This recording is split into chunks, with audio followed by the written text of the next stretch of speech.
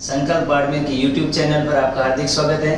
मैं बीएल प्रजापत आपके सामने मैथ्स का एक टॉपिक लेकर के संख्याओं का योग। आज अपन पढ़ेंगे संख्याओं का योग ज्ञात करना। विभिन्न प्रकार की जो संख्याएं होती है उनका योग कैसे ज्ञात करते हैं, इससे संबंधित प्रश्नों की जानकारी अपन पढ़ेंगे। तो आप ध्यान दें, कुछ फार्मूले होते हैं, कुछ सूत्र होते हैं जिनसे संख्याओं का योग ज्ञात किया जाता है। दूसरा, ये सूत्र स्वयं भी कई बार एग्जाम के अंदर आते हैं। तो पहला फार्मूला, प्रथम n प्राकृत संख्याओं का योग। तो प्रथम n प्राकृत संख्याओं का जो योग है उसका फार्मूला n+1/2। दूसरा फार्मूला है, प्राकृत के अंदर सम और विषम होती है, तो प्रथम n विषम संख्याओं का योग। प्रथम n विषम संख्याओं का योग। विषम संख्याओं का जो योग का जो सूत्र होता है वो है n²। मतलब जितनी विषम संख्याएं है उसका वर्ग। अगर 5 विषम संख्याएं हैं तो 5 का वर्ग, अगर 10 विषम संख्याएं हैं तो 10 का वर्ग, अगर 20 विषम संख्याएं हैं तो 20 का वर्ग। तीसरा है, प्रथम n सम संख्याओं का योग। प्रथम n सम संख्याओं का योग। और सम का जो योग होता है वो है n+1। मतलब जितनी संख्या है उससे एक ज्यादा। 20 संख्या है तो 20 को 21 से गुणा करना है, 15 संख्या है तो 15 को 16 से गुणा करना है, 16 संख्या है तो 16 को 17 से गुणा करना है। इस प्रकार से कुछ ये जो 2-3 फार्मूले हैं इससे इस पर आधारित प्रश्न अपन हल करते हैं। और प्रश्न इस प्रकार से, पहला क्वेश्चन जो है, प्रथम 50 प्राकृत संख्याओं का योग। प्रथम 50 प्राकृत संख्याओं का योग क्या होगा? योग क्या होगा? यानी आपको 1 से 50 तक समस्त संख्याओं का योग ज्ञात करना है। और 1 से 50 तक संख्याओं का योग ज्ञात करने के लिए आप ध्यान दें, इसका उत्तर निकालने के लिए n का जो मान है वो है 50, क्योंकि आपको 50 प्राकृत संख्याओं का योग ज्ञात करना है। यदि आपको 100 प्राकृत संख्याओं का योग ज्ञात करना हो तो n का मान कितना हो जाएगा? 100। यदि आपको 80 प्राकृत संख्याओं का योग ज्ञात करना हो तो n का मान कितना हो जाएगा? 80। और इसमें n का मान कितना है? 50। अब यहाँ पर आप देखें तो सूत्र क्या कहता है? सूत्र प्रथम प्राकृत संख्या का योग n+1/2। n का मान कितना है? 50। तो 50 और 50 में 1 जोड़ेंगे तो कितना आएगा? 51 बट्टे में 2। ये 2 50 से कट जाएगा, 25 को 51 से गुणा किया तो 25 एकम 25 हासिल की 2। 25 पंजे 125, 125 और 2 होंगे 127। उत्तर आएगा 1275। ये किसका है? ये प्रथम n प्राकृत संख्याओं का योग। यानी 50 संख्याओं का योग तो n 50 होगा, 100 संख्याओं का योग तो n 100 होगा, और 200 संख्याओं का योग ज्ञात करना है तो n कितना होगा? 200। इस प्रकार से इस सूत्र के द्वारा आप 1 से लगाकर 50 तक, 1 से लगाकर 100 तक, 1 से लगाकर 200 तक, 1 से लगाकर 500 तक विभिन्न संख्याओं का योग ज्ञात कर सकते हैं। जहां तक पूछा जाए वो आपके n का मान होगा। इसका ध्यान रखें, जहां तक पूछा जाए वो किसका मान होगा? n का। और फार्मूला क्या है? n+1/2। इसको कई बार ऐसे भी लिखा हुआ होता है, n की जगह x संख्याएं दी जाती है तो x+1/2। मतलब इसका कोई n लिखो या x लिखो, ये चर मान है। यहाँ पर उस n का मान कितना है ये प्रश्न में अपने को पता करना है। तो इस प्रकार से आप संख्याओं का योग ज्ञात कर सकते हैं। दूसरा जो है सूत्र, विषम संख्याएं। एक बात आप ध्यान दें कि जब हम 1 से 20 तक कोई भी काउंटिंग लेते हैं, गिनती लेते हैं, संख्याएं लेते हैं 1 से 20 तक, तो आप इसमें से 10 संख्याएं विषम होती है और 10 संख्याएं ही सम होती है। यहां ये समझना जरूरी है। जितनी भी आप संख्या लेते हैं, जैसे आप अगर 1 से 10 तक संख्याएं लेंगे तो उसमें से 5 सम होगी और 5 विषम होगी। 1 से 20 तक लिया तो 10 सम 10 विषम, 10 सम संख्याएं और 10 ही विषम, यानी 10 विषम और 10 सम। मतलब कोई भी काउंटिंग आप लेते हैं तो उसमें से आधी सम होती है और आधी विषम संख्याएं होती है। अब आपको यहाँ पर n जो है इसमें अलग अलग तरीके से प्रश्न आता है। एक तो सीधा सवाल आता है और वो प्रश्न इस प्रकार से आता है कि प्रथम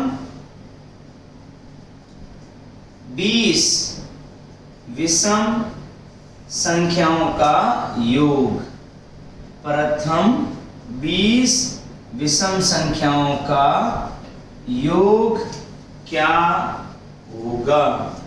प्रथम 20 विषम संख्याओं का योग क्या होगा?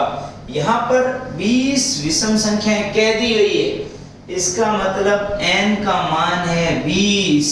n का मान कितना है? 20। और सूत्र विषम संख्याओं का योग ज्ञात करने का फार्मूला क्या है?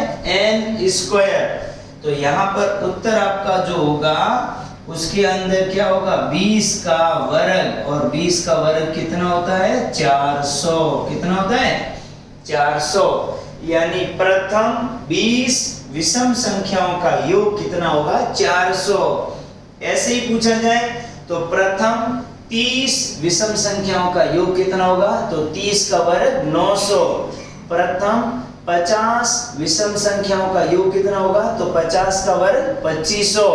इस प्रकार से आप जितनी भी विषम संख्याएं कह रखी है, 10 कह रखी है तो 10 का वर्ग, 20 कह रखी है तो 20 का वर्ग, 30 कह रखी है तो 30 का वर्ग, 50 संख्या कह रखी है तो 50 का वर्ग, जितनी विषम संख्याएं है उसका वर्ग। अब यहाँ पर एक अलग प्रश्न आता है जिससे लोग कंफ्यूज हो जाते हैं, और वो सवाल इस प्रकार से है। यहाँ आप देखें तो मैंने क्या लिखा? प्रथम 20 विषम संख्याओं का योग। और दूसरा सवाल है 1 से 20 तक विषम संख्याओं का योग। विषम संख्याओं का योग। 1 से 20 तक विषम संख्याओं का योग क्या होगा? ये सवाल मैंने इसलिए लिखा है कि इन दोनों में आपको क्लेरिफिकेशन होना आवश्यक है। प्रथम 20 विषम संख्याएं कही गई है, इसका मतलब संख्याएं विषम संख्याएं 20 है, और 1 से 20 तक विषम संख्याएं कही गई है, इसका मतलब संख्याएं 10 ही है। ये बात मैंने यहाँ समझाई थी कि अगर अपन 1 से 20 तक कुल संख्याएं लेंगे तो उसमें से 10 विषम संख्याएं होगी और 10 सम संख्याएं होगी। तो यहाँ पर n का मान 20 नहीं है, n का मान कितना है? 10 है, और उत्तर होगा आपका n स्क्वायर, मतलब 10 का वर्ग यानी 100।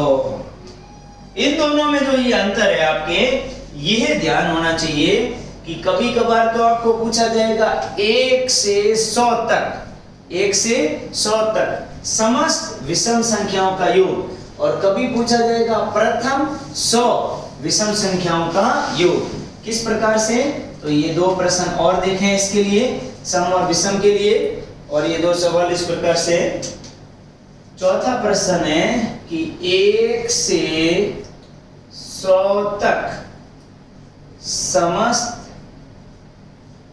विषम संख्याओं का योग। 1 से 100 तक समस्त विषम संख्याओं का योग क्या होगा? अब इसको हल करने के लिए आपके पास फार्मूला तो n स्क्वायर है, पर n का मान कितना होगा? n का मान होगा 50, क्योंकि 1 से 100 तक कुल 50 विषम संख्याएं है। 1 से 100 तक कुल कितनी विषम संख्या है? 50। दूसरा सवाल और है, प्रथम 100 विषम संख्याओं का योग।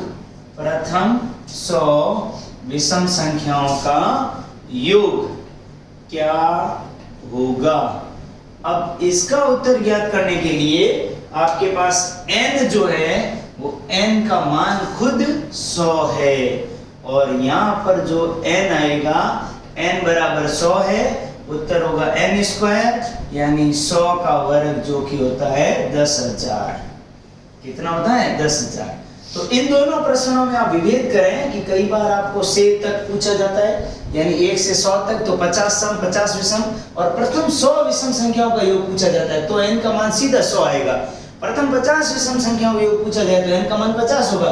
परंतु 1 से 100 तक पूछा है तब आपके लिए जब भी से तक प्रश्न हो तो उसमें से आधी सम होती है और आधी विषम होती है। जैसे आपको पूछा जाए कि 1 से 150 तक यानी 1 to 150 150 तक, तो 75 सम संख्याएं होगी और 75 ही विषम होगी। और सीधा पूछा जाए कि 150 प्रथम 150 विषम संख्याओं का योग कितना होगा तो आपके लिए n 150 होगा। इस प्रकार से आप ये विषम संख्याओं का योग ज्ञात करते समय दो तरह के प्रश्नों को अच्छी तरीके से याद रखें। अब अपन अगले पे आते हैं सम संख्याओं का योग। तो उसमें भी सेम बात है कि यहाँ पर जो सूत्र है सम संख्याओं का योग ज्ञात करना, वो सूत्र आपका है n plus 1। इसमें n का मान कैसे होगा, सेम ठीक विषम की तरह n का मान होगा। और n का मान कब 10 होगा कब 20 होगा उसके लिए अपन दो प्रश्न लेकर के हल करते हैं। आपने ये सवाल लिख दिए होंगे, नहीं तो आप इनका स्क्रीनशॉट ले सकते हैं ताकि आपके आगे काम आए। अब अपन चलते हैं नेक्स्ट क्वेश्चन की तरफ। जब सम संख्याओं के बारे में पूछा जाए तब भी आपको ध्यान रखना है, दो तरह के प्रश्न होंगे। एक तो प्रथम 20 सम संख्याओं का योग और एक होगा 1 से 40 तक समस्त सम संख्याओं का योग। तो एक प्रश्न तो इस प्रकार से सम संख्याओं में पहला सवाल है कि 1 से 60 तक सभी सम संख्याओं का योग। 1 से 60 तक सभी सम संख्याओं का योग क्या होगा। इसके लिए आपका n जो है वो है 30, क्योंकि पहले ही मैंने समझाया था से तक जब भी प्रश्न ऐसे हो तो उसमें से आधी सम संख्याएं होती है और आधी विषम संख्याएं होती है। n का मान 30 होगा और यहाँ पर आपका जो सूत्र है वो ये कहता है n plus 1 यानी 30 गुणा 31 और इसका उत्तर होगा 930। ये क्या है, ये दो लगातार संख्याओं का गुणा है। इसका जब भी दो लगातार संख्याओं का गुणा करते हैं तो पहली का ही वर्ग करना, पहली संख्या ही जोड़ देनी। जैसे आप 10 और 11 का गुणा करते हो तो 10 का वर्ग 100 में 10 जोड़ो 110। जैसे आप 30 और 31 का गुणा कर रहे हो तो 30 का वर्ग 900 में 30 जोड़ो 930। जैसे आप 20 और 21 का गुणा कर रहे हो तो 20 का वर्ग 400 में 20 जोड़ो 420। इस प्रकार से जब भी दो लगातार संख्याओं का गुणा होता है, आपने गुणा किया बहुत सरल तरीके से। जैसे आपने गुणा किया 18 गुणा 19 तो 18 का वर्ग 324, 324 में 18 और जोड़ दो 16 जोड़े तो 40 और 342। ये उत्तर होगा। पहली का ही वर्ग और पहली संख्या जोड़ दो कब, जब दो लगातार नंबर्स का मल्टीप्लाई हो। दो लगातार संख्याओं का गुणा होता है, पहली का वर्ग करना, पहली संख्या उसमें जोड़ देना, आपका उत्तर जल्दी से आ जाएगा। यहाँ पर 1 से 60 तक था इसलिए n का मान 30 है। और दूसरा प्रश्न इस प्रकार से होगा, प्रथम 40 सम संख्याओं का योग। प्रथम 40 सम संख्याओं का योग। तो ये 40 सम संख्याओं का योग ज्ञात करना है तो इसके लिए n का मान 40 ही होगा, यहाँ 20 नहीं होगा, क्योंकि आपको सीधा पूछा गया है प्रथम 40 सम संख्याओं का योग। तो n 40 होगा और फार्मूला कहता है n plus 1 यानी 40 गुणा 41। अभी बताया था दो लगातार संख्याओं का 40 का वर्ग होता है 1600 और 40 उसमें और जोड़ दो, गुणा करेंगे तो उत्तर आ जाएगा 1640। तो इस प्रकार से दो टाइप के प्रश्न होते हैं इसमें, एक तो से तक होता है और एक प्रथम 50, प्रथम 40, प्रथम 20 संख्याएं दे रखी होती है। तो इस प्रकार से आप योग ज्ञात कर सकते हैं सम और विषम का और प्राकृत संख्याओं का जो लगातार है। इन तीनों का योग ज्ञात करने संबंधी अपने फार्मूले लेके इन तीनों से संबंधित प्रश्न किए। अब आपको कभी भी बीच में से सवाल पूछा जाए, ये तो सवाल जब थे जब आपको पूछा गया 1 से 100, 1 से 50, 1 से 300, 1 से 150, 1 से 75, इस प्रकार से, यानी सबकी स्टार्टिंग 1 से हो रही है प्रथम प्राकृत संख्याओं की। अब इससे आगे अगर आपको प्रश्न पूछा जाए तो उसके लिए अलग फार्मूला है। और एक अब आपको एक ऐसा सूत्र लिखाने जा रहा हूँ जिसका उपयोग आप इनमें भी कर सकते हैं और सभी प्रकार के प्रश्नों में उसका यूज होता है, और वो है ए से बी तक समस्त संख्याओं का योग। समस्त संख्याओं का योग। ए से बी तक का मतलब ये है कि कहीं से भी, जैसे आपको दे दिया सब 5 से 50 तक समस्त संख्याओं का योग ज्ञात करना। 5 से 50 तक समस्त संख्याओं का योग। या आपको दे दिया जाए दूसरा सवाल इस प्रकार से कि आपको 51 से 100 तक, 51 से 100 तक, 5 से 50 तक, 17 से 35 तक, 18 से 54 तक, ऐसे बीच में से कभी भी क्वेश्चन आता है, इसका योग याद करना है। तब आपके पास में 2 एंड पॉइंट है, एक ये और एक ये, यानी शुरुआत यहाँ से करनी है, खत्म यहाँ करना है। तो ये a है और यहाँ b है, तो इन दोनों का योग a प्लस b योग गुणा अंतर यानी b माइनस a, और उसमें एक जोड़ना है बट्टे में 2। इस फार्मूले को दूसरी तरीके से मैं लिखता हूं तो इस प्रकार से आएगा, योग गुणा अंतर प्लस 1, योग गुणा अंतर प्लस 1/2। योग किसका करना है? जो 2 अंत बिंदु है, यानी कहां से संख्याएं शुरू हो रही है और कहां संख्याएं खत्म हो रही है। अब यहाँ जो योग लिखा गया वो किसका करना है? 5 और 50 का। अंतर किसका ज्ञात करना है? 50 और 5 का। यानी इन दोनों का योग करना है पहले, इन दोनों का अंतर करना है, और अंतर में 1 जोड़ के लिखना है, फिर करना है बट्टे में 2। ऐसा करने पर कहीं पर भी बीच में से कितने भी अंक दिए गए हो, आप उनका योग आसानी से ज्ञात कर सकते हैं। 2 प्रश्न मैंने लिखे हैं और दोनों को आप देखें किस तरीके से हल होंगे। पहला है 5 से 50 तक, तो पहले में अपन क्या करेंगे? योग करेंगे। योग किसका करेंगे?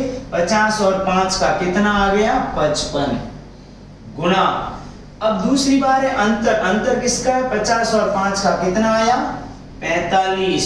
अंतर में 1 जोड़ना है बट्टे में 2, और अपने पास में जो हल होगा वो इस प्रकार से होगा, 55 गुणा 46/2। और ये जो हर के अंदर 2 आ रहा है, ये सदैव एक संख्या से कटेगा, या इससे कटेगा या इससे कटेगा, और इसका 23।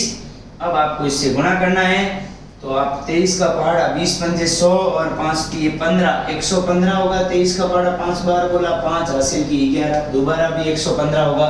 115 में 11 जोड़ने हैं, 10 जोड़े तो 125 और 126, 1265।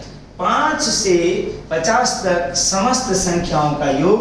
और दूसरा जो प्रश्न लिया था मैंने वो यहाँ पर है, उसमें कहीं पर भी बीच में से पूछ लिया जाए, 51 से 150 तक समस्त संख्याओं का योग। समस्त संख्याओं का योग क्या होगा? तब आप क्या करेंगे? पहले 51 प्लस 150, दूसरी बार 150 माइनस 51, और जो भी उत्तर आएगा उसमें 1 जोड़ देंगे। बट्टे में क्या लिखेंगे? 2। 51 और 150 जोड़े तो कितने होंगे? 201 गुणा, यहाँ से घटाएंगे तो ये हो जाएंगे 99। 99 में 1 जोड़ा तो कितने होंगे? 100 बट्टे में 2। अब इसको काट दिया आपने तो ये हो जाएंगे 50, गुणा किया तो 1 0 पहले आ गया, 5 एकम 5, फिर ये 0 आएगा, और 5 दूनी 10, 10,050। किसका योग होगा? 51 से 150 तक समस्त संख्याओं का योग ज्ञात करना है। ये सूत्र आप यहां पर भी अप्लाई कर सकते हैं, 1 से 100 तक। तो आपके लिए ये पहला पॉइंट है और ये दूसरा पॉइंट है, यानी 1 से भी प्रारंभ हो, बीच में से प्रारंभ हो, दोनों के लिए इस फार्मूले को अप्लाई किया जा सकता है। सबसे सरल ये है। वो दोनों जो सूत्र थे वो आपको याद रखने हैं, क्योंकि कई बार वो सूत्र स्वयं एग्जाम के अंदर आ जाते हैं। और आपको जब कैलकुलेटिव क्वेश्चन करना है, प्रश्न हल करना है, तो योग गुणा अंतर प्लस 1/2, इसको अच्छी तरीके से याद रखें। एक बार और समझा देता हूं, योग किसका करना है? योग अंत बिंदुओं का, दोनों एंड पॉइंट पे कहां से संख्या शुरू हो रही है और कहां तक, उन दोनों का योग करना है। और अंतर किसका लेना है? उन दोनों का अंतर लेना है। अंतर में एक जोड़ना है, फिर जो संख्याएं काटती है उस हिसाब से कैलकुलेशन करके आपको योग ज्ञात करना है। तो ये तो सामान्य था सम, विषम और संख्याओं का योग। अब अपन आते हैं कि संख्याओं का योग ज्ञात करने के लिए कई बार कुछ ऐसी सीरीज होती है। ध्यान से देखें, कॉम्पिटिटिव एग्जाम में आजकल इतने आसान प्रश्न नहीं आते हैं, कई बार बहुत अच्छे प्रश्न दिए जाते हैं, जिनको मैं आपके सामने लेकर के आया हूं। जो प्रश्न प्लस में, माइनस में, एक सीरीज में होते हैं और उनको किस तरीके से हल किया जाता है। तो ऐसे कुछ स्पेशल क्वेश्चन है आपके लिए। पहला सवाल है 5 - 3 - 2 प्लस 5 - 3 - 2 प्लस 5 - 3 - 2, ऐसा लिखा हुआ है। श्रेणी के प्रथम 50 पदों का योग क्या होगा। और ऐसे प्रश्न आपको एसएससी, पटवार और रीट के कंपटीशन में देखने को मिल सकते हैं। बहुत ही अच्छे क्वेश्चन हैं। अब इन प्रश्नों को आपको ध्यान से समझना है कि इनको कैसे हल किया जाता है। जब संख्या प्लस में हो, जब संख्या माइनस में हो, तो आपको किस तरीके से हल करना है। आप यहाँ ध्यान दें कि इस सीरीज में कोई न कोई पैटर्न बन रहा है। पैटर्न इस प्रकार से है कि अंकों की पुनरावृत्ति हो रही है। सीरीज और भी हो सकती है, अलग अलग अंकों की बनाई जा सकती है। ऐसे प्रश्नों को हल करने के लिए आपको सीरीज में से पैटर्न ढूंढना बहुत जरूरी है। यानी अंकों की जो पुनरावृत्ति हो रही है वो समूह कितने का है, ग्रुप कितने का है, इसको ढूंढना अति आवश्यक है। अगर आपने ये पैटर्न ढूंढ लिया तो आपका प्रश्न हल है। और इसमें जो पैटर्न बन रहा है वो आप देखें तो 5 3 2, फिर 5 3 2, फिर 5 3 2। इसका मतलब ये जो है 3 अंकों का, 3 पदों का एक समूह बन रहा है, एक ग्रुप बन रहा है। और यहां आप देखें तो 3 पदों के जो ग्रुप है उसका टोटल जो है 0 हो रहा है, क्योंकि प्लस के 5 है, माइनस के 3 है, माइनस के 2 है। माइनस के 3 और माइनस के 2 हो जाएंगे माइनस के 5, और फिर प्लस 5 माइनस 5, यानी यहां तक 0 हो जाएगा। 3 पदों का जो एक ग्रुप है उसकी टोटल 0 हो रही है। और उसकी टोटल 0 होने के बाद में अपने को यहाँ पर कितने पद पूछे हैं? 50। तो यहाँ पर जो पैटर्न बन रहा है वो 3 पदों का पैटर्न बन रहा है। आप 50 में 3 का भाग लगा दें, जितनी बार जाता है ठीक है, पर शेष कितने बचते हैं उतने पद अपने को लेने पड़ेंगे। और 3 पदों का ग्रुप बन रहा है, समूह बन रहा है, इसलिए हमने क्या किया, 50 में 3 का भाग लगाया। तब आपके ये 50 में 3 का भाग 16 बार पूरा गया, 16 3 48। शेष कितने बचे? शेष बचे हैं 2। आपको ये यहाँ इस तरीके से हल करना है। 3 का भाग दिया, 3 एकम 3, पीछे बचे 2 20, 6 3 18, और पीछे शेष कितने रहे? शेष रहे 2। ये 2 लेने हैं, यानी इस श्रेणी की अगर आप 50 पद लेते हैं तो आपके पास में 2 पद जो है वो शेष बचेंगे, बाकी का सारा 0 हो जाएगा। मतलब 48 पदों तक ये श्रेणी होती है। तो इसकी टोटल 0 होगी, क्योंकि 48 में 3 का भाग पूरा जाएगा। ये देखें तो 3 3 6 3 9, अगर आप 9 पदों तक लेते हैं तो 0 हो जाएगी। 9 और 3 12, 0 हो जाएगी। इस तरीके से अगर 48 पदों तक इस श्रेणी को अगर आप ले लेते हैं तो इसकी टोटल 0 हो जाएगी। 48 के बाद 49 और 50, 2 पद बचे हुए हैं, और 2 पद में ये 49वां होगा, ये 50वां पद होगा, फिर 51, फिर 52, 53, इस तरीके से चलेगा। यानी 2 आपके शेष बच रहे, 2 में एक तो 5 होगा और एक होगा माइनस का 3। तो 48 तक सारा 0 हो गया। 48 पदों तक योग हो गया है 0। योग कितना हो गया है? 0। ये है 49वां पद और ये है 50वां पद। अब 5 में से 3 घटाएंगे, पीछे बचेंगे 2। तो इस पूरी श्रेणी का जो आपके उत्तर आएगा वो आएगा प्लस के 2। कितना आएगा? प्लस के 2।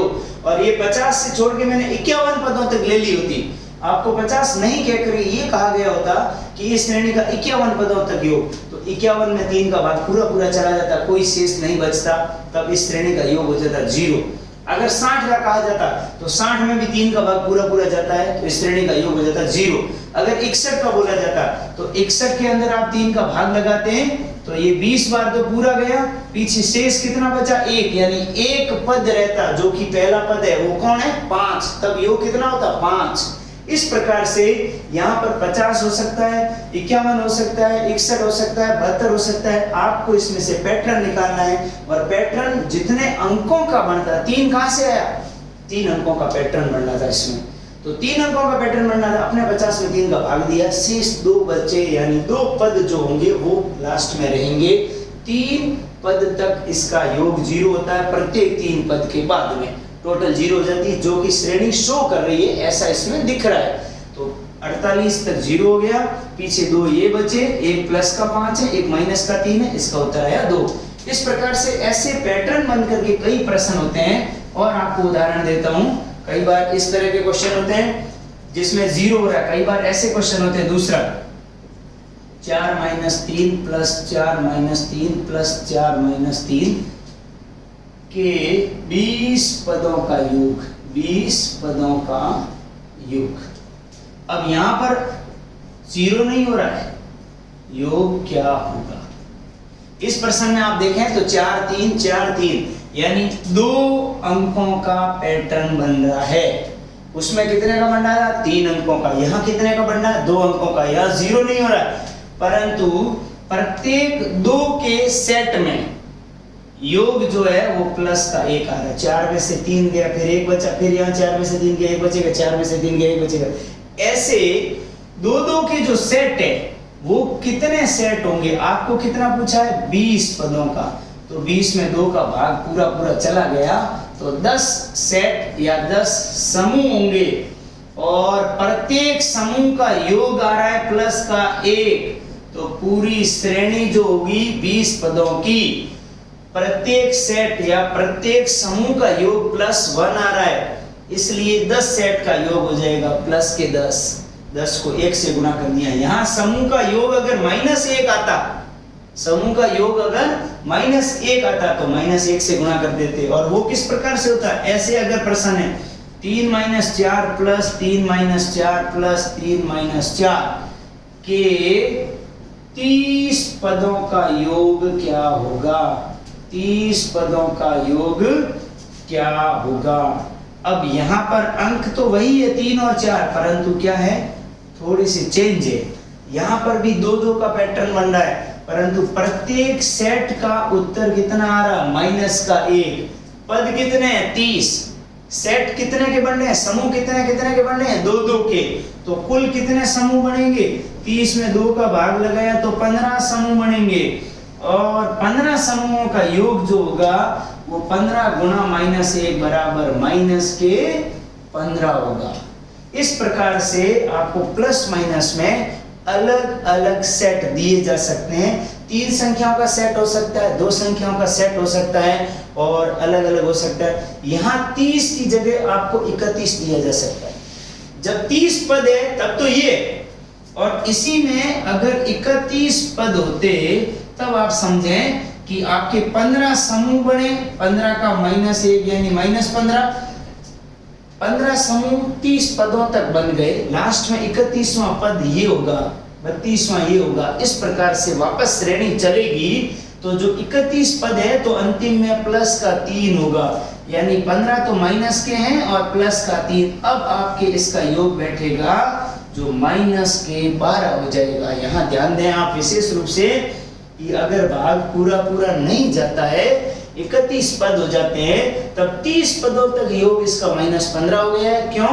क्योंकि हर एक 2 पद का योग -1 आ रहा है और बाद में लास्ट जो पद बचेगा 31वां पद होगा वो है आपका प्लस का 3, तो -15 में ये एक और जुड़ेगा और इसकी बाकी इस प्रकार से होगी। ये अंतर ये जो आएगा -12।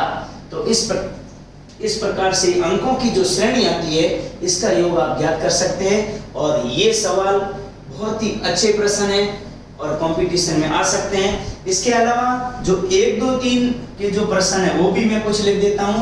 एक सवाल इस प्रकार से आता है 1 + 2 + 3 ऐसे करके +49 प्लस 50 माइनस 49 माइनस 48 और माइनस 3 माइनस 2 और minus 1।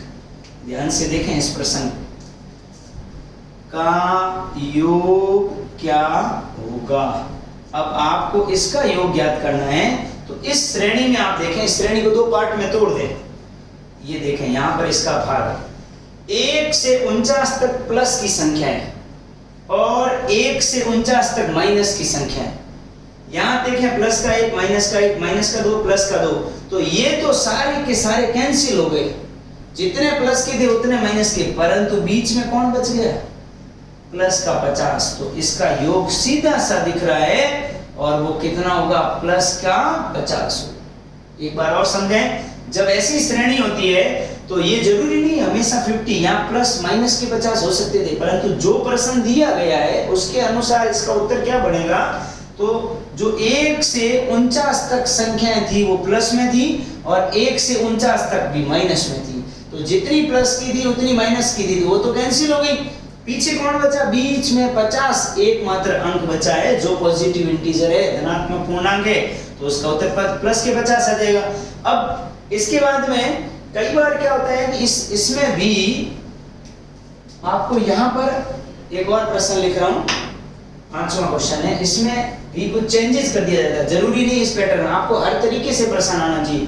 1 plus 2 plus 3 plus 48 plus 49 plus 50 minus 50 minus 49 और यहाँ पर माइनस 2 फिर माइनस 1 बराबर क्या होगा? यहाँ क्वेश्चन मार्क डालिए। अब इस सीरीज को आप देखें तो इसमें जितने पॉजिटिव है उतने के उतने नेगेटिव है।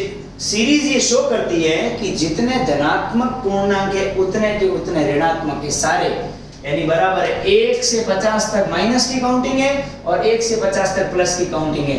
तो इसका उत्तर क्या हो जाएगा? 0। कितना हो जाएगा? 0।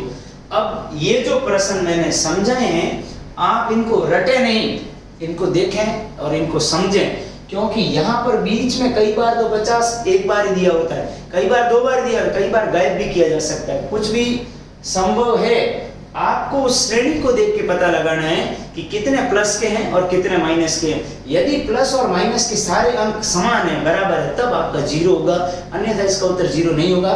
जैसा इस श्रेणी में था प्लस के 50 बच रहे थे, कई बार यहाँ पर प्लस के 49 लिख के माइनस के 50 लिख दी जाएंगे तो आपके माइनस का उत्तर बच जाएगा।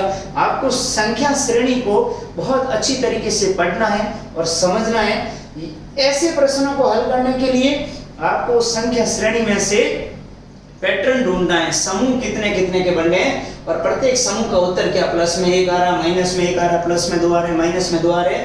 फिर आपको जितने पद पूछे हैं उसमें कितने समूह बन रहे हैं उसके अनुसार, और लास्ट में अगर शेष बच रहा है 1 या 2 तो अगला पद क्या होगा, ये पहला होगा, ये दूसरा होगा, तीसरा होगा। मान लो 30 तक तो ये पूरे गए, ये 31 32 33, और अगर 60 तक है, इसमें 3 का भाग जा रहा, 60 तक पूरे गए, 61वां, ये 62वां, ये 63वां, इस प्रकार से ये पद होंगे। तो आप विभिन्न प्रकार से संख्या श्रेणियों का योग ज्ञात कर सकते हैं। आशा है कि आपके ये वीडियो काम आएगा, आपको अच्छा लगा होगा। लाइक करें, शेयर करें। All the best.